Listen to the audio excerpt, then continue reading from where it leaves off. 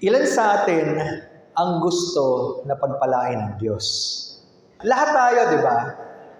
Lahat tayo gusto nating pagpalain tayo ng Diyos.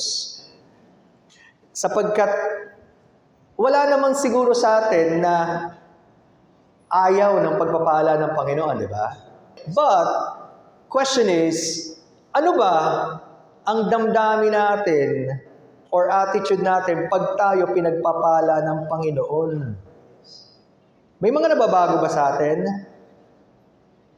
How do we treat God and His blessings toward our lives? Babasahin po natin ang ating talata. Pansinin niyo po sa Proverbs 10:22. In the ESV it says, "The blessing of the Lord makes rich, and He adds no sorrow with it." Pinaalalahanan ako ng Diyos sa mga nakarang mga araw at linggo na totoo pala ang talatang ito at ang katotohanan ito ay totoong-totoo sa bawat isa sa atin. Ano man ang antas natin sa buhay, ano man ang dinadaanan natin. Para sa kapakanan ng nakararami, sa Tagalog version, ang sabi, ang pagpapala ng Panginoon ay nagpapayaman at hindi niya ito dinaragdagan ng kapanglawan. Let that sink in. At sana maisip nyo, ano ba talaga ang ibig sabihin ng pagpapala ng Diyos? And so our message title for this morning is Our Attitude Towards God's Blessings, o sa Tagalog, ang ating damdamin sa mga pagpapala ng Diyos. Now, sa pag-aaral natin, we'll be dealing with three things at least. First of all, is the source of true blessings. Ang pinanggagalingan o pinagmumulan ng totoong pagpapala. Secondly, the meaning of true blessings. Ano bang ibig sabihin ng totoong pagpapala? And thirdly, the effects of true blessings. Ang epekto ng totoong pagpapala sa ating mga buhay. Let's go to the first part. The source of true blessings. Ang pinagmumulan ng totoong pagpapala. Malinaw na malinaw sa talata natin, sabi doon, the blessing of the Lord, ang pagpapala ng Panginoon. Walang iba na pinagmumulan kundi ang Panginoon. At hinighlight pa yan sa NASB nung sinabi, it is the blessing of the Lord that makes rich. Andun yung diin. Wala nang iba kundi ang pagpapala ng Panginoon. Wala naman talagang ibang paggagalingan ng pagpapala kundi ang Diyos because He is called as the fountain of all blessings. Tama? Kaya kung may iba kang iniisip na paggagalingan ng pagpapala, nagkakamali tayo dyan. Tinutuwid ng Biblia ang ating pag-iisip lalo na sa pagtanaw natin sa mga pagpapala ng Diyos. Alam niyo siguro ang James 1:17. Sino nakakalam ng James 1:17? Familiar, di ba? Every good gift and every perfect gift is from above and cometh down from the Father of lights, with whom is no variableness, neither shadow of turning. Sa Tagalog, ang bawat mabuting kaloob at ang bawat sakdal na kaloob ay pawang buwat sa itaas na bumababa mula sa Ama ng mga ilaw na walang pagbabago ni kahit anino man ng pag-iiba. Sa talatang ito, makikita nyo agad the very character of God, yung katangian ng Diyos. Napakabuti daw ng Diyos, napaka mapagbigay ng Diyos. He is the unchanging God. Sa theology, ang tawag po natin, God is immutable. Hindi siya nagbabago. He is the same yesterday, today, and forever. Siya noon, ngayon, at magpakailanman according to Hebrews 13:8. At ang sinasabi dyan ay ang Panginoong Jesucristo. Kaya no doubt, the Lord Jesus Christ is God Himself. Kung ganun, ang tanging conclusion, dahil lang sa mabuti ang Diyos, dahil lang sa masagana siyang magkaloob, kaya patuloy pa rin tayong nakakatanggap ng kahit anumang pagpapala, maliit man yan o malaki. Tama? It is only because of God. Huwag mawala sa isip natin yan. So, the true source of blessing is God Himself. Wala nang iba. Pangalawa, let's define the meaning of true blessings, ang kahulugan ng totoong pagpapala. Now, be honest, pag pinag-uusapan ang kayamanan, ano agad ang pumapasok sa isip natin?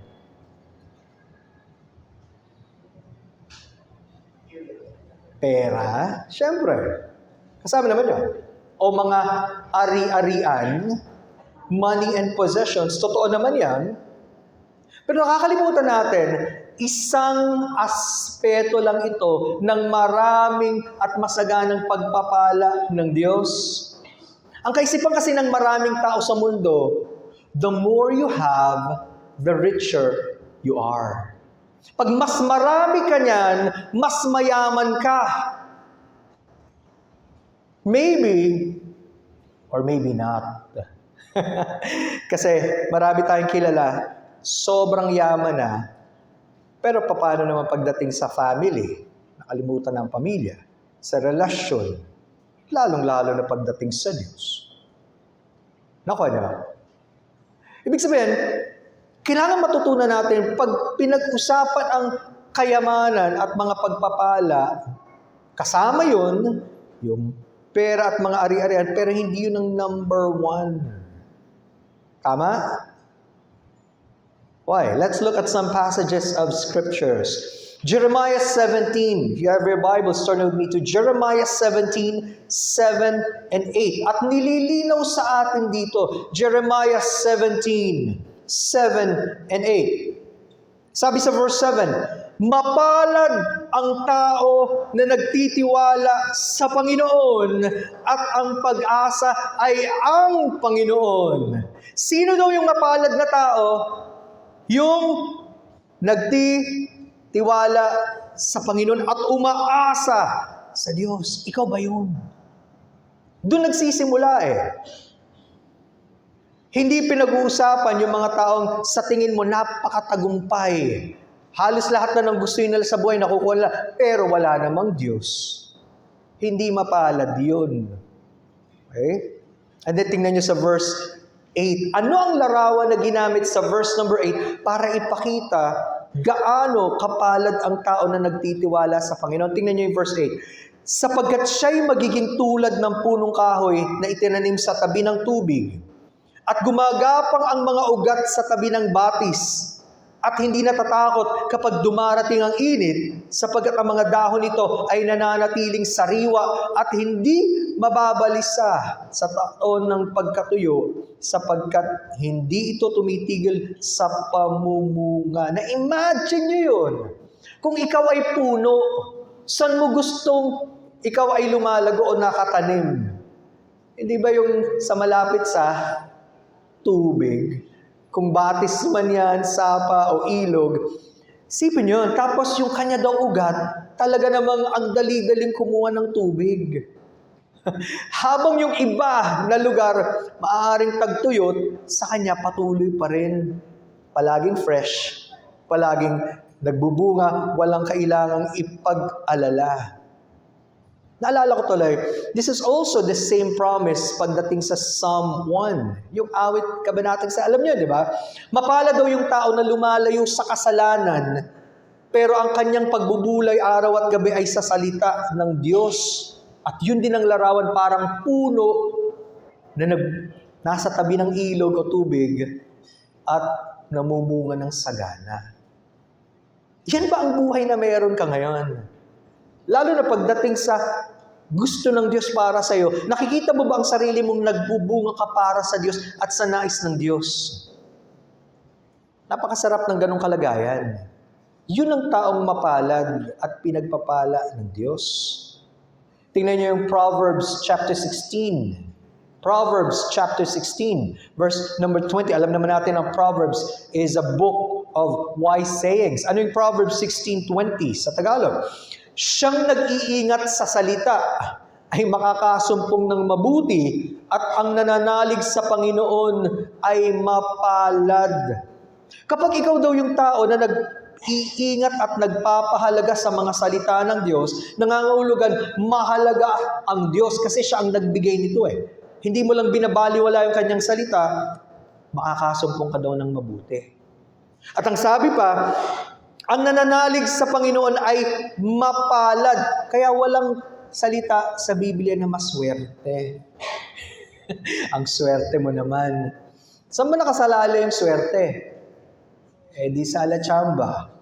Walang ganun sa Bible. Ang salita sa Bible, mapalad. Bakit? Kasi pinagpapala ng Diyos. Yun. Kita nyo, no? Ang linaw-linaw na ang mga nananalig sa Panginoon ang totoong mapalad. Ano man ang antas ng kalagayan mo ngayon? Iba-iba tayo ng pinagdadaanan. Merong marahil habang pinapakinggan natin ito pinag-aaralan, naiisip mo, hindi naman ako ganun kasagana ngayon. Parang medyo tight, kailangan mag-tightening of the belt. May iba naman, medyo umaalwa ang buhay. Di iba, pwede pa makapagbigay sa iba. Iba-iba tayo ng kalagayan. Pero anumang antas, pareho pa rin. Ang sabi, mapalad ka kapag nananalig ka sa Panginoon at mahalaga sa iyo ang kanyang mga salita. Ikaw ba yun? Huwag mo munang tingnan ang iyong bank account. Huwag mong tingnan ang iyong nakalagay sa iyong refrigerator o ang stock mo sa bahay. Hindi yan ang pinag-uusapan. Ikaw ba ay nananalig sa Panginoon? Ano man ang iyong antas sa buhay ngayon? Okay? Tandaan nyo, hindi ikaw yung pinakakawawang tao kung ikaw dumadaan ka sa pagsubok, pero meron kang Diyos. Ang pinakakawawang tao, yung walang Diyos sa buhay, kahit ano pa ang meron sila. Tuloy natin. Natatandaan yung sinabi ni Elizabeth kay Mary. Nung panahon si Elizabeth ay pinagbubuntis niya si John the Baptist at bumisita itong si Mary. Katatapos pa lang nasabihin ng anghel na si Gabriel na si Maria ay magbubuntis. At ang kanyang ipagdili ay yung anak ng Diyos.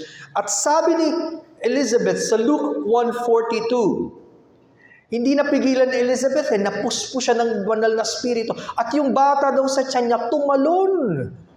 At ang sabi doon, Luke 1:42, at sumigaw siya ng malakas na tinig at sinabi, pinagpala ka sa mga babae at pinagpala ang bunga ng iyong tiyan. Paano naman nasabi ni Elizabeth iyon, mahirap si Joseph at si Mary. Tandaan nyo, nung nanganak nga siya, wala silang mapuntahan at wala man lang nagpatuloy. Paano nangyaring mapalad siya? Kasi, again, siya ang magdadala sa kanyang sinapupunan ng tagapagligtas at ipapanganak niya at papangalanan niya siyang Jesus. Ibig sabihin, tagapagligtas. Ibig sabihin, sino mang tao na may Kristo sa kanilang buhay, sila na ang pinakamapalad. Sapagkat wala nang dahilan, kaya naparito ang Panginoon, kundi iligtas ang mga nawawala at napapahamak. Siyempre, para sa kaluguran ng Diyos. Isa ka ba doon sa nagtitiwala sa Kanya? Tatandaan niyo yung kwento na habang si Mary at ang mga kanyang mga anak ay pumunta sa isang bahay, napakaraming tao, pinasabi nila, andyan ba si Jesus? At may nagsabi, andyan ang nanay mo at mga kapatid mo. Ang sagot ng Panginoon, sino ang aking ina at ang mga kapatid? Ang mga sumusunod sa kalooban ng aking Ama. Found in Matthew chapter 12, the last part. Ibig sabihin, para sa Panginoon, ang pinakamahalaga yung relasyon natin sa Kanyang spiritual. Kilala mo ba siya sa buhay mo? Kung isa ka sa mga totoong tinubos ng Panginoon, isa ka sa pinakamapalad sapagkat mayroon kang tagapagligtas. Sabi pa sa Psalm 33, verse number 12, hindi lang pala tao ang pinag-uusapan, kundi ang mga bansa. Awit, kabanatang 33, talatang 12. Anong sabi? Mapalad ang bansa na ang Diyos ay ang Panginoon, ang bayan na Kanyang pinili sa ganang Kanyang sariling mana.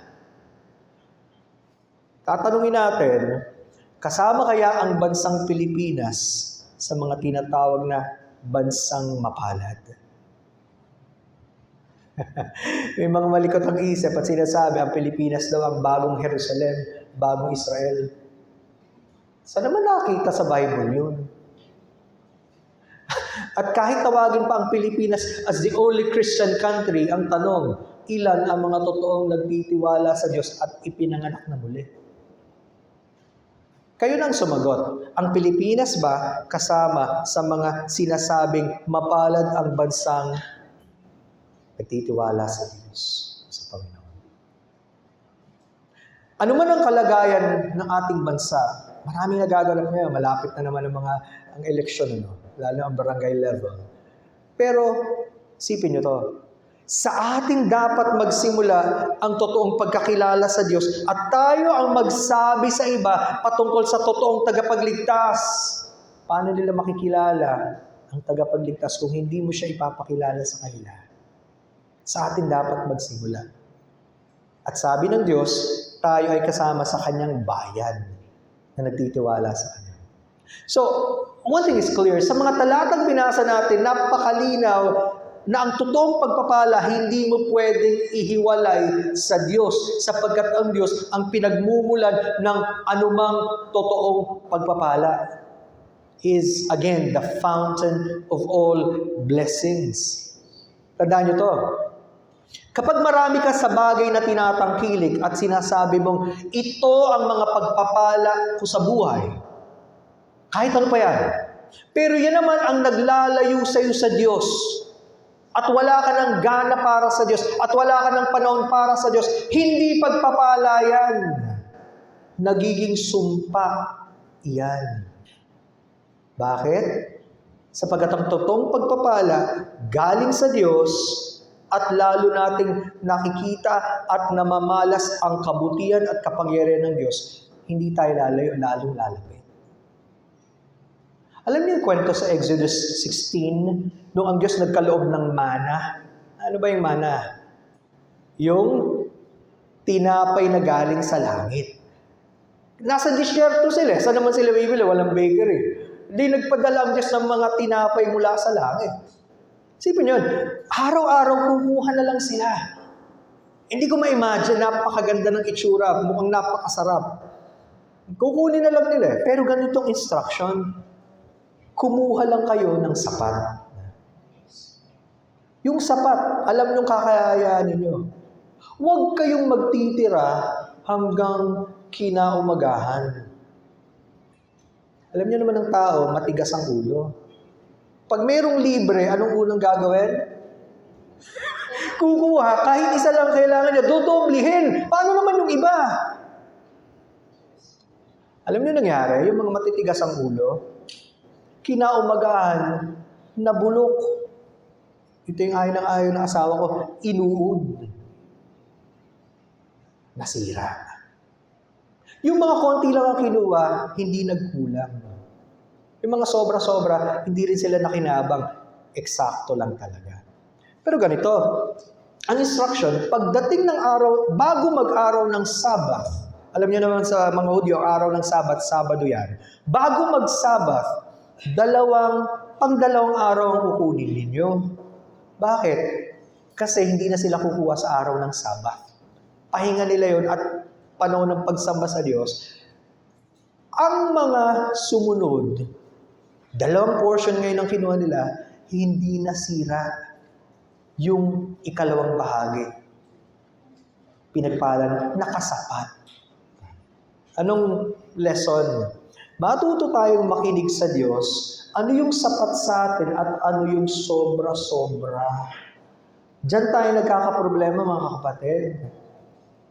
Busog na tayo, ano pang ginagawa natin? Kain ka pa rin ng kain. Anong gagawin mo sa sarili mo? Sapat na eh. Anong tawag mo sa sobrang kumain? Sobra gutom?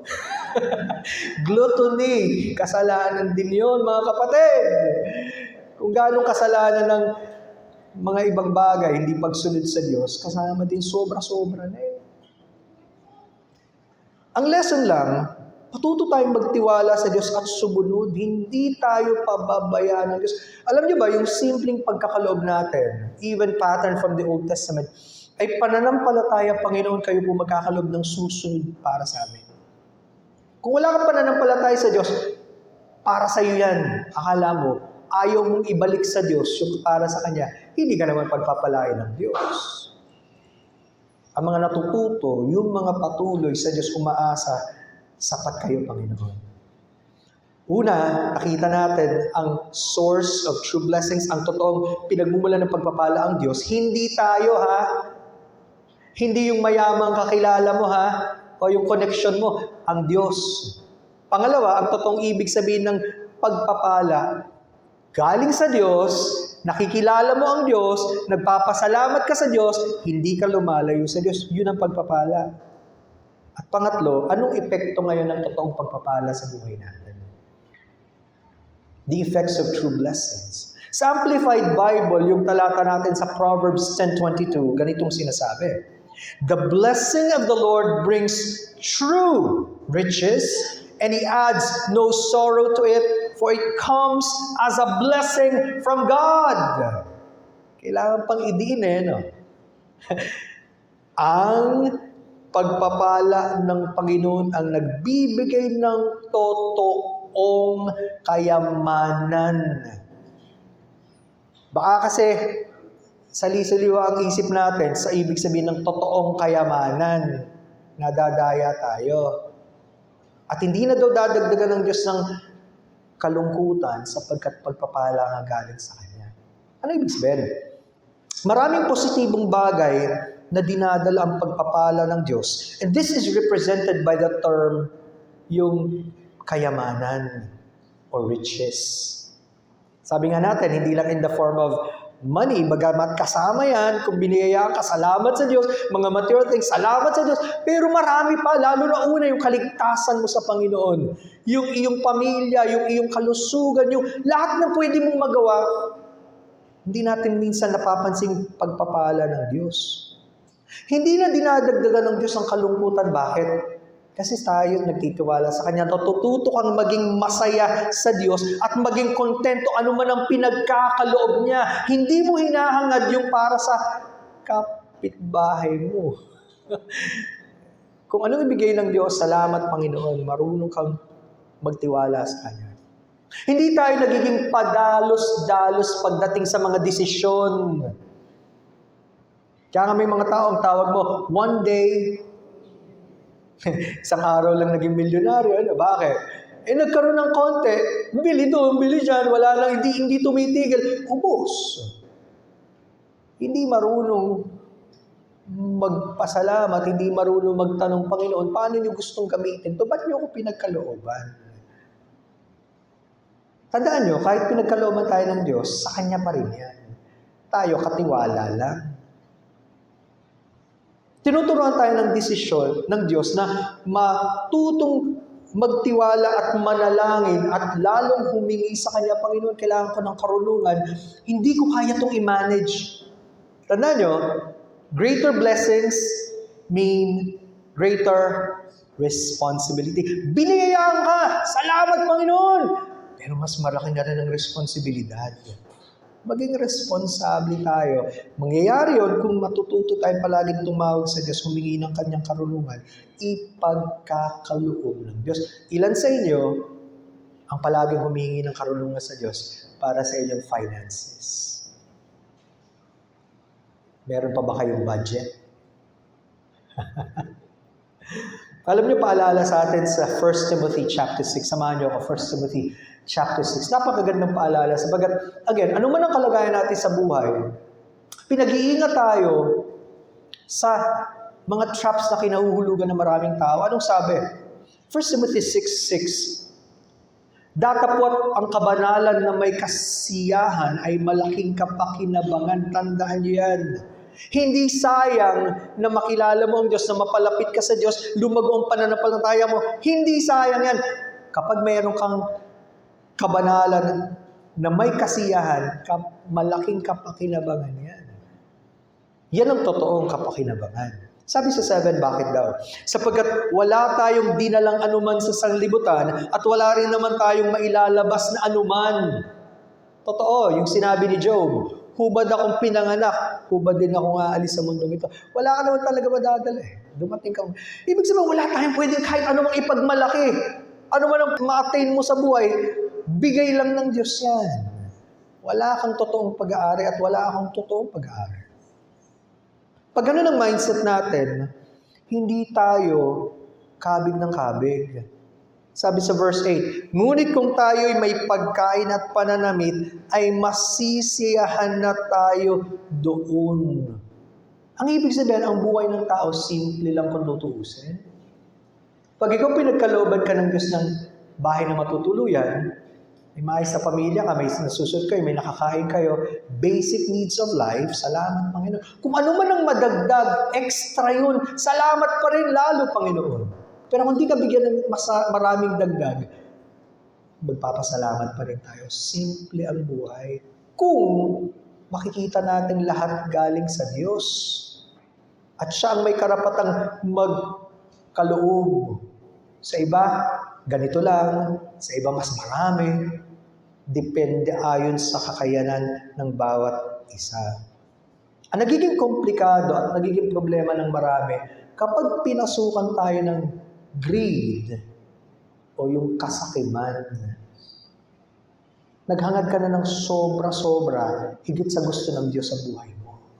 At naiinggit ka na sa iba, kabibili lang nila ng napakalaking TV. Ano mo yung napakalaking TV?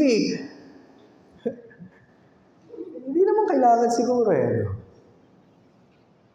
Kailangan mo ba palaging palit ng gadget? Gumagana pa naman. Ang warning ng Panginoon sa atin, beware of covetousness.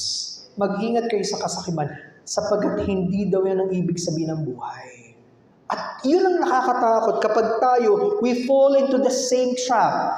Akala natin ng buhay natin, kailangan mas malaki bahay ko, kailangan mas marami kong sasakyan, kailangan makuha ko lahat. Walang masama again. If God blesses you with that, praise Him and use it for His glory.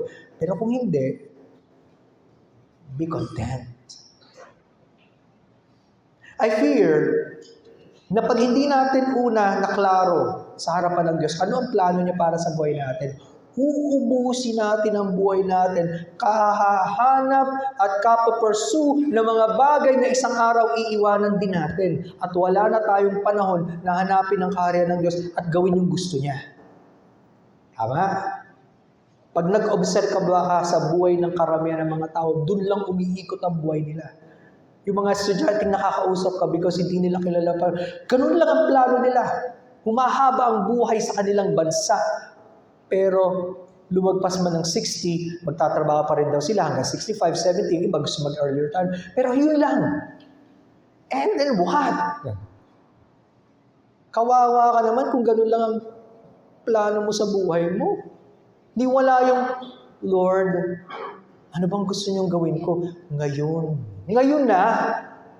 Hindi yung kapag magre-retire ka, tsaka mo tatanungin, Lord, may panahon na ako sa inyo. Ano mangyayari sa buong buhay mo? Sinayang mo lang? Hindi pagiging mabuting katiwala yan ang pinagkaloob ng Diyos. At yun nga ang illustration ni John Piper. Nakakalungkot ko ang kaisipan din ng Kristyano. Gusto ko maraming pera para pag nag-retire ako, travel ako ng travel, tapos puro mangungulekta ako ng seashells. Isipin mo naman yun. Nag-retire ka. Hindi mo na ginamit ang buhay mo para sa Diyos. Aanhin mo yung pag hinarap mo, Lord, ito na yung seashells ko. Kawawa, no? I fear, pag hindi tayo tinuruan ng Diyos, ganun lang ang goal natin sa buhay. Ayaw natin makilala ang Diyos, ayaw natin magpagamit sa Diyos, ayaw natin na maging masagana yung buhay natin sa paglilingkod sa Diyos kasi masyado na tayong preoccupied ng mundo. At ganun din ang kaisipan kahit ng mga nagpo-profess na Christian, walang pinagkaiba sa mga hindi kumikilala sa Diyos.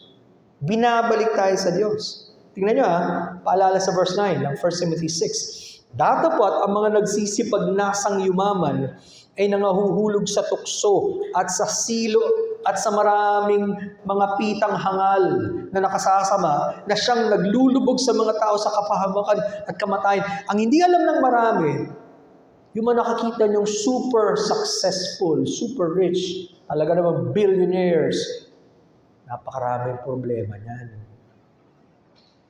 At ang pinakadelikado, palayo sila sa Diyos. Kaya madaling mainggit. Buti pa siya may bago. Galing sa Panginoon yan. Be happy for them. Pero learn to trust God. Huwag tayong mahulog sa mga patibong na kinahulugan na ng karamihan. Diba? Para lang makapaghanda ng magarbo dahil may piyesta. May piyesta o kaya birthday na kan. Wala talaga ipapangutang. Sa susunod, saan mo naman kukunin yun? Learn to pray, learn to be wise. Sabi sa 10, sapagkat ang pag-ibig sa salapi ay ugat ng lahat ng uri ng kasama nililinaw. Hindi yung salapi ang masama. Ano ba naman yan? Kung pera lang yan, papel lang yan, kung nasa bank account mo lang yan, numbers, instrument lang yan eh. Yung pag-ibig, pag minahal mo na yan, at minahal mo kesa sa Diyos, tapos ka na. And how many of you love school or your studies more than God? How many of you love your career more than God? How many of you love your family more than God? How many of you love your dreams more than God? Bagsak na tayo dyan, mga kapatid. And hindi man lang tayo nagdadalawang isip sa ginagawa natin. Sabi doon, kung ang pag-ibig ng salapi ang ugat ng lahat ng buri ng kasamaan, nang ilang nagnasa rito ay napalayo sa pananampalataya at tinusok ang kanilang mga sarili ng maraming kalungkutan. Isipin nyo to, nung walang-wala ka, ganun ka na lang manalangin, Panginoon, tulungan niyo po ako, walang-wala kami. Nagkakasakit yung anak ko, Lord, help us.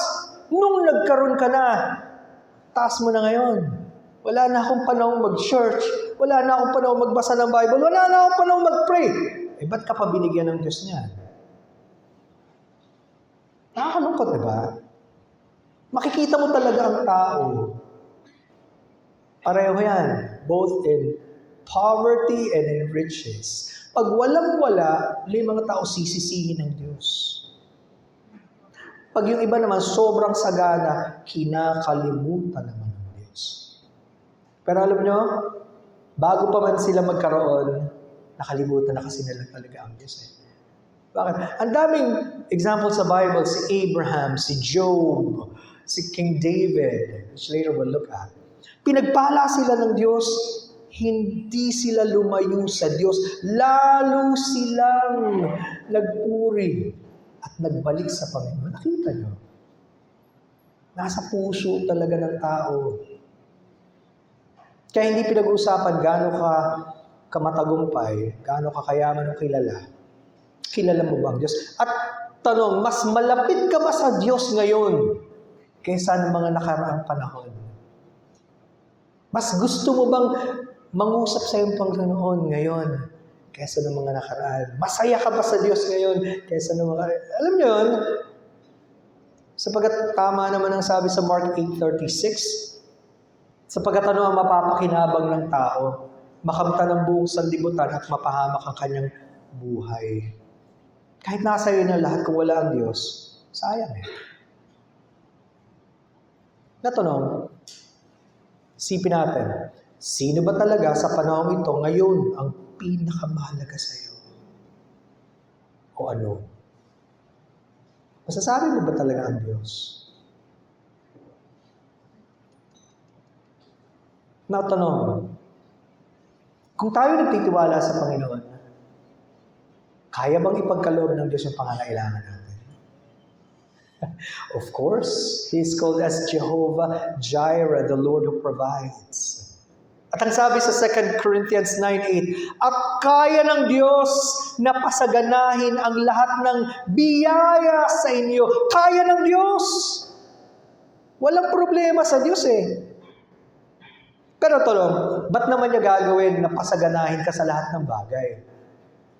Ang kadugtong, upang sa pagkakaroon ninyo ng sapat sa lahat ng bagay ay palagi kayong sumagana sa bawat mabuting gawa. Habang binibigyan ka ng Diyos, lalo ka nagiging mapasalamatin at lalo ka naman nagkakaloob, gusto mong gamitin ka ng Diyos para rin sa iba. Hindi mo siya kakamkamin. Nagkakaproblema daw tayo sa bigas, mga nakaraang panahon, pati sa sugar, dahil maraming hoarders. Itinatago. Bakit? Ilalabas nila kapag mas mahal na. Kita mo isip ng mga taong ganon? Pang sarili.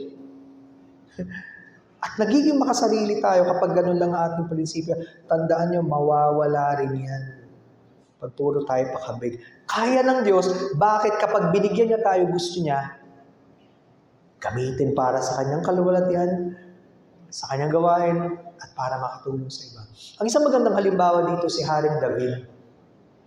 Sa 1 Chronicles 29, si Haring David, ito yung panahon, alam na niya, hindi siya magpapatayo ng templo.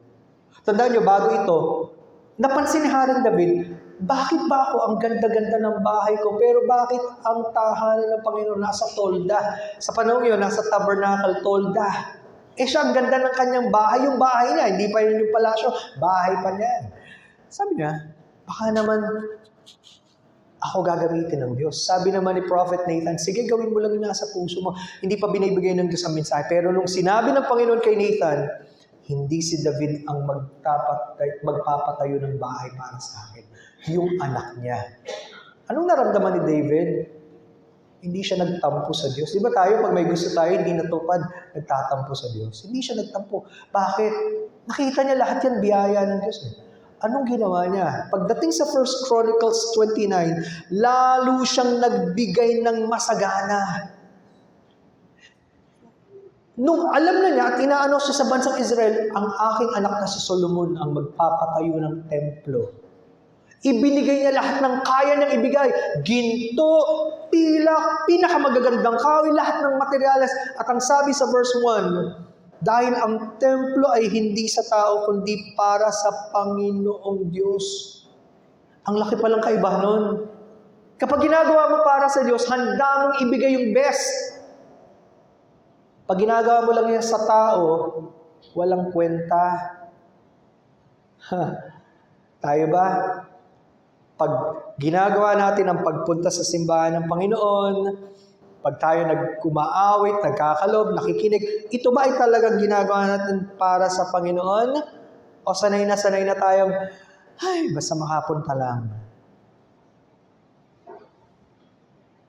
At alam nyo, bukod pa sa mga binigay niya, yung personal pa niya na kayamanan binigay niya. Hindi siya nang hinayang. Bakit?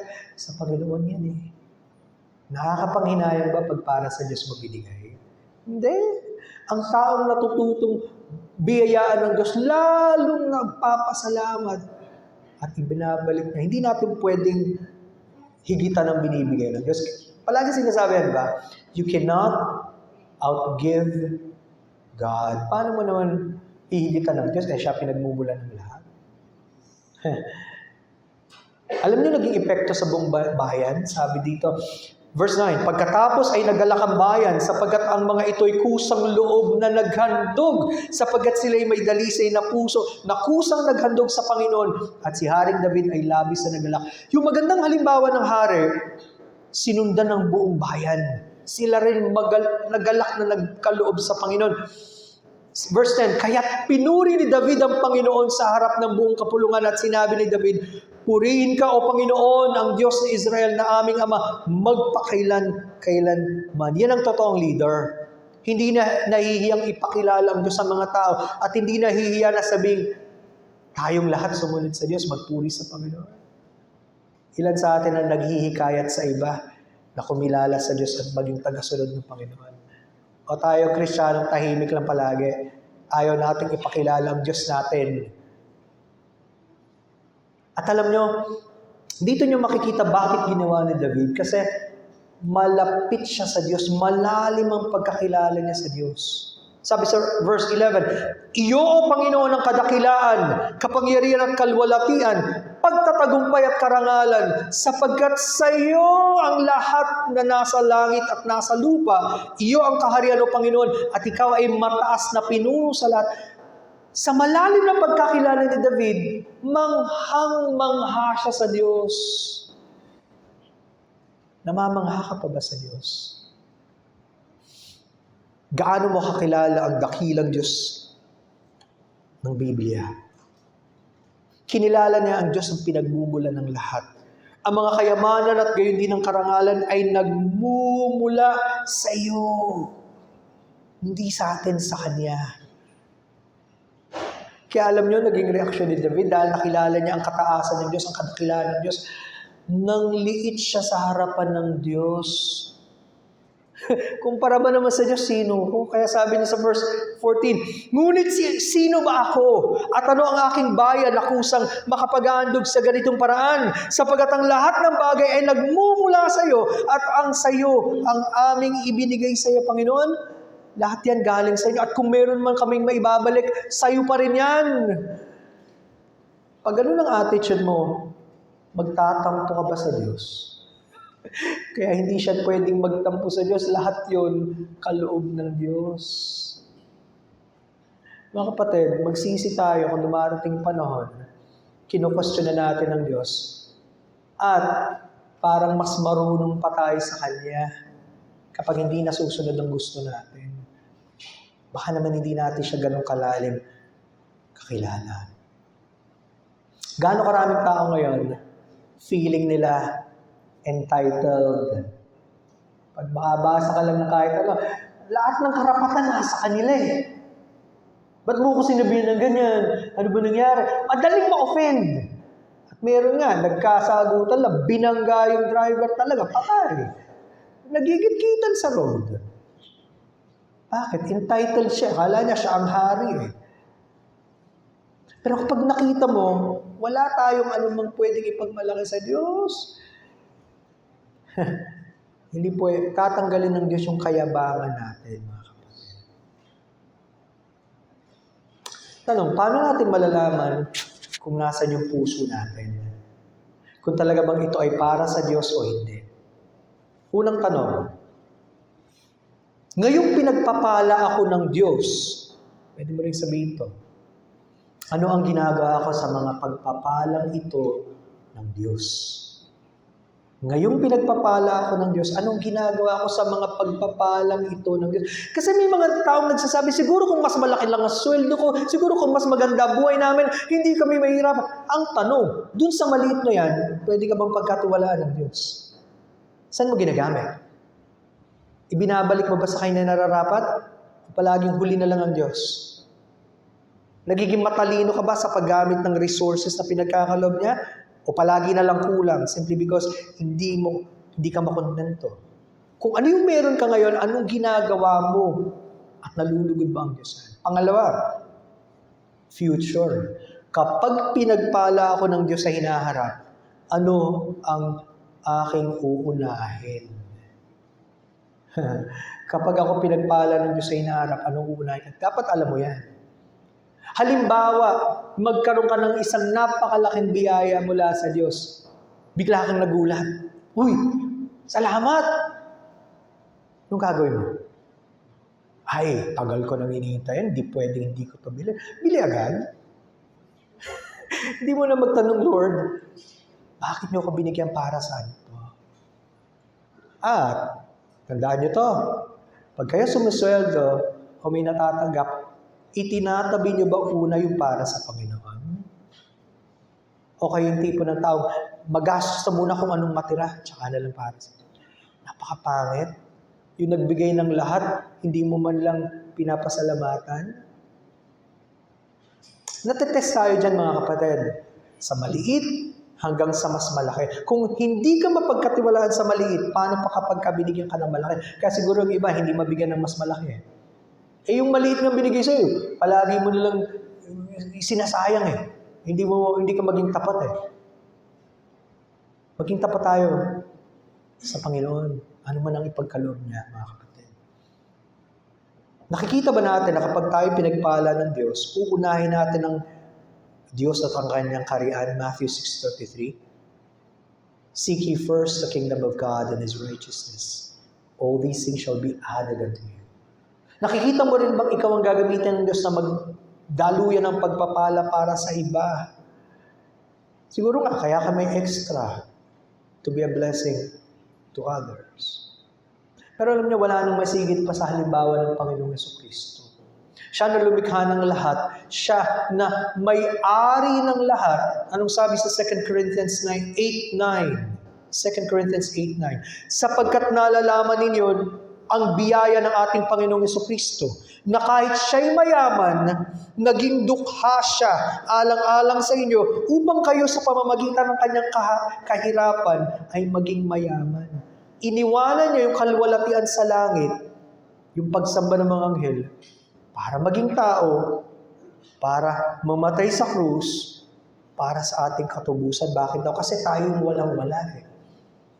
At kapag nakilala mo ang tagapagligtas, nagiging tagapagmana ka kasama niya.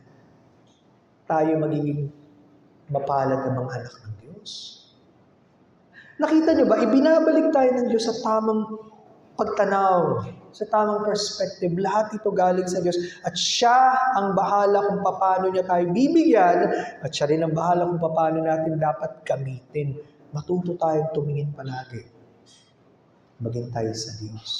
Kapatid, sana pag-isipan natin ito. At marahil isang pinakamahalagang tanong, kilala mo ba siya bilang Panginoon na tagapagligtas ng buhay mo? Kasi kahit anong pagpapalang ibigay sa iyo ng Diyos, mawawala lahat yan kung hindi mo kilala ang Panginoong Jesucristo bilang Panginoon na tagapagligtas. Sayang. Hindi mo siya makakasama sa habang panahon. Pero kung ngayon, handa mo siyang makilala, dun magsisimula ang pinakamalaking pagpapala ng Diyos sa iyo, na manahan siya sa iyo. At tayo naman mga Kristiyano, sana makita natin, kaya pala andito pa tayo, pinagpapala ng Diyos para gamitin ng Panginoon.